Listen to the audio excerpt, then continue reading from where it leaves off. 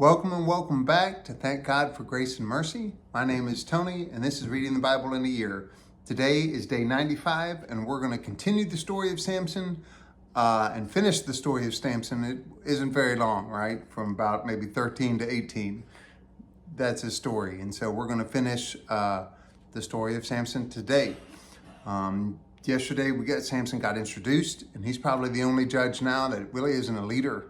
He's like a solitary one-man army. You know, he kills all the Philistines himself. So yesterday they betray Samson and turn him over to the Philistines after the marriage had gone wrong, and he set all the fields on fire with the foxes. And he breaks free for just a second and takes a donkey jawbone and kills 1,000 more Philistines.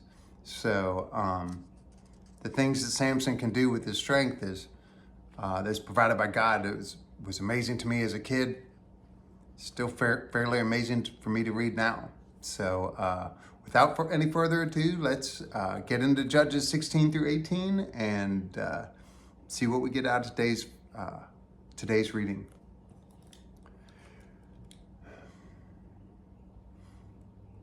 Dear Heavenly Father, thank you for another day of life. Thank you for all your blessings and gifts. Thank you for providing a plan for us, just like you had a plan for the people of Israel back then, Lord. Lord, just let us be able to see your plan and work with your plan, Lord. Lord, please open our eyes to see the message from today, open our ears to hear the message from today, and open our hearts to receive it. In Jesus' name I pray. Amen. Judges 16. Samson went to Gaza and saw a prostitute. He went to her. The news got around. Samson's here. They gathered around in hiding, waiting all night for him at city's gate, quiet as mice, thinking, at sunrise, we'll kill him.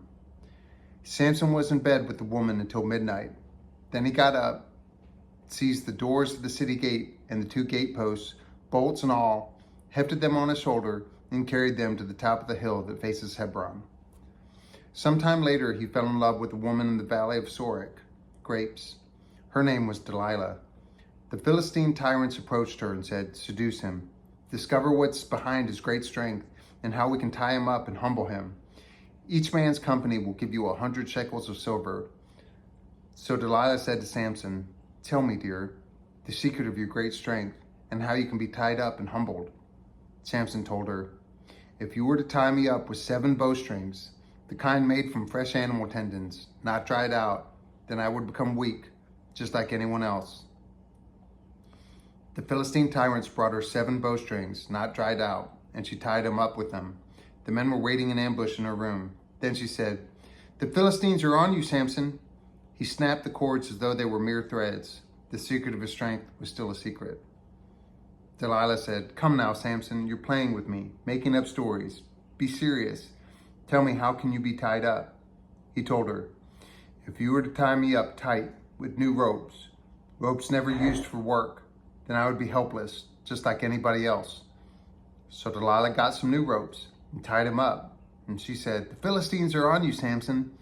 The men were hidden in the next room. He snapped the ropes from his arms like threads. Delilah said to Samson, you're still playing games with me, teasing me with lies. Tell me how you can be tied up. He said to her, if you wove the 7 braids of my hair into the fabric of the loom and drew it tight, then I would be as helpless as any other mortal. When she had him fast asleep, Delilah took the 7 braids of his hair and wove them into the fabric on the loom and drew it tight. Then she said, the Philistines are upon you, Samson. He woke up from his sleep, ripped loose from the loom and fabric. She said, how can you say I love you when you would only even trust me? 3 times now you've toyed with me like a cat with a mouse, refusing to tell me the secret of your great strength. She kept at it day after day, nagging and tormenting him. Finally, he was fed up. He couldn't take another minute of it. He spilled it. He told her, a razor has never touched my head. I've been God's Nazarite from conception. If I were shaved, my strength would leave me. I would be as helpless as any other mortal. When Delilah realized that he had told her his secret, she sent for the Philistine tyrants, telling them, come quickly. This time he's told me the truth. They came, bringing the bribe money. When she got him to sleep, his head on her lap, she motioned to a man to cut off the 7 braids of his hair. Immediately, he began to grow weak. His strength drained from him. Then she said, "The Philistines are on you, Samson." He woke up thinking, "I'll go out like always and shake free." He didn't realize that God had abandoned him. The Philistines grabbed him, gouged out his eyes, and took him down to Gaza. They shackled him in irons and put him in the work of grinding in the prison. But his hair, though cut off, began to grow again.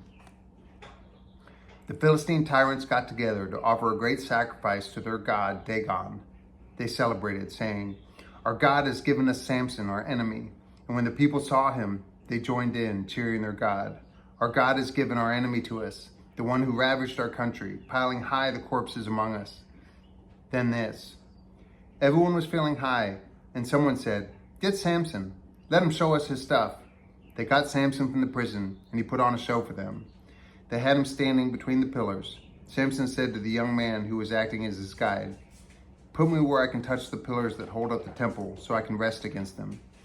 The building was packed with men and women, including all the Philistine tyrants, and there were at least 3,000 in the stands watching Samson's performance. And Samson cried out to God, "Master God, oh please look on me again. Oh please, give strength yet once more. God, with one avenging blow, let me be avenged on the Philistines for my 2 eyes." Then Samson reached out to the 2 central pillars that held up the building and pushed against them, one with his right arm, the other with his left, saying, "Let me die with the Philistines." Samson pushed hard with all his might. The building crashed on the tyrants and all the people in it. He killed more people in his death than he had killed in his life. His brothers and all his relatives went down to get his body. They carried him back and burned him in the tomb of Manoah, his father, between Zorah and Eshtaol. He judged Israel for 20 years. 17. Micah. There was a man from the hill country of Ephraim named Micah. He said to his mother, "Remember that 1,100 pieces of silver that were taken from you? I overheard you when you pronounced your curse. Well, I have the money. I stole it, but now I brought it back to you." His mother said, "God bless you, my son." As he returned the 1,100 silver pieces to his mother, she said, "I had totally consecrated this money to God for my son to make a statue, a cast god." Then she took 200 pieces of the silver and gave it to a sculptor, and he cast them into the form of God. This man, Micah, had a private chapel. He had made an ephod and some teraphim idols, and had ordained one of his sons to be his priest. In those days, there was no king in Israel. People did whatever they felt like doing. Meanwhile, there was a young man from Bethlehem in Judah, and from a family of Judah. He was a Levite, but was a stranger there. He left that town, Bethlehem in Judah, seeking his fortune. He got as far as the hill country of Ephraim and showed up at Micah's house. Micah asked him, "So where are you from?" He said, "I'm a Levite from Bethlehem in Judah. I'm on the road, looking for a place to settle down."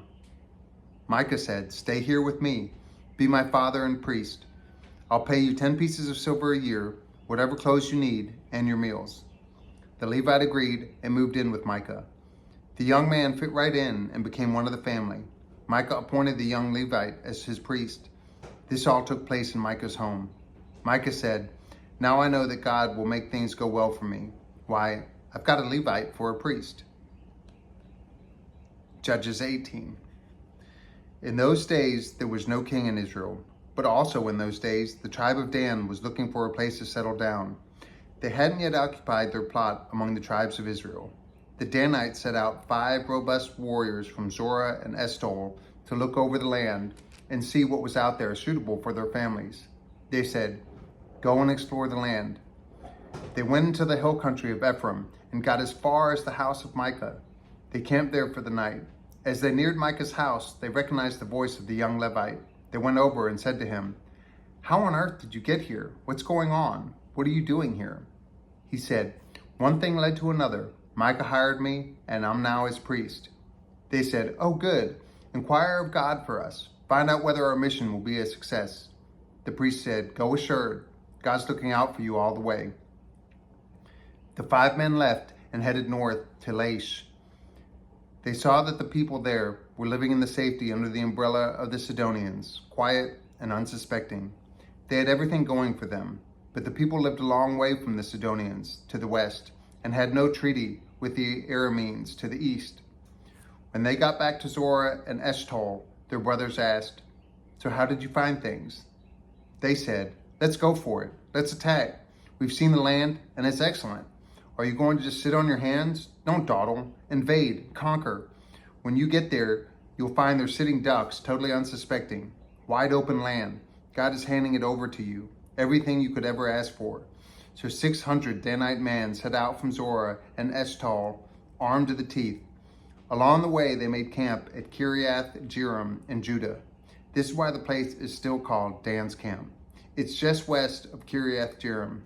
From there, they proceeded into the hill country of Ephraim and came to Micah's house. The 5 men who earlier had explored the country of Laish told their companions, "Did you know there's an ephod, teraphim idols, and a cast god sculpture in these buildings? What do you think? Do you want to do something about it?" So they turned off the road there, went to the house of the young Levite at Micah's place, and asked him how things had been with him. The 600 Danites, all well armed, stood guard at the entrance to the gate, while the 5 scouts who had gone to explore the land went in and took the carved idol, the ephod, the teraphim idols, and the god sculpture. The priest was standing at the gate entrance with his 600 armed men. When the 5 went into Micah's house and took the carved idol, the ephod, the teraphim idols, and the sculpted god, the priest said to them, "What do you think you're doing?" They said to him, "Hush, don't make a sound.